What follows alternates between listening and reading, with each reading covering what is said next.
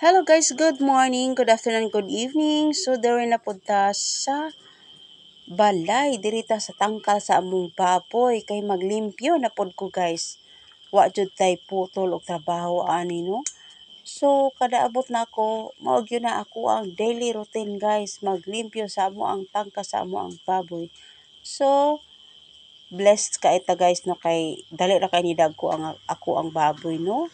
Then akong gilimpyuhan dai ng ano guys, ila ang butanganan sa tubig nga imnanan nila guys kay para ma-aware ta sa kuan mga hugaw para dili sad nila ma-drink ang mga hugaw guys. So every now and then ako nang nipiyuhan ng ilaang sudlanan sa tubig para dili siya maitihan og lamok.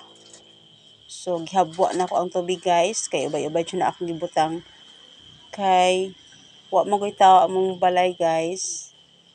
Hapon na mi mauli so mao nang ako jud siyang limpyuhan every now and then. Then yan. Then nag-spray pod ko og kanang krudo guys. Kay ala ba mo krudo kanang baligya bitaw sa gasolinahan. Krudo so mag-spray ko morning and afternoon para iwas sa virus. Kay pag mag-spray tayo ng krudo, so yung mga insects like mga kuan, lamok, langaw, tagnop, manglayas gyud sila guys. Kay mabahoan nila ang baho sa krudo, so muhawa sila diha. So ang atong baboy is safe ra gyud siya kay dili man siya madapuan sa mga kuan langaw, lamok o uban pa. So ayan, ako silang gikaligo kay init kaayo guys. Then pag abot na ako, daghan kay sila hugaw. So kay manimaho man ta pag dili nato limpyuhan. So ginaligo na ako ni sila every morning and afternoon guys.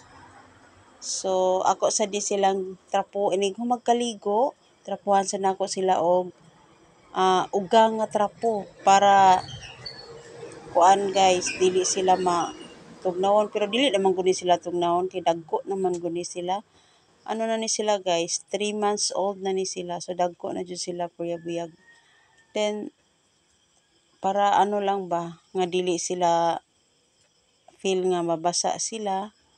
So nga kuan ra nila kanang di ra pa sila tugnawon ba. So yan. That's all for today's video guys.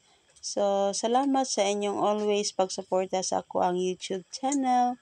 So Bisaya gud ko guys no kay pag mag Tagalog gud ko guys no kay mabulol man jud ko guys. So hopefully nga makasabot sad mo sa ako ang language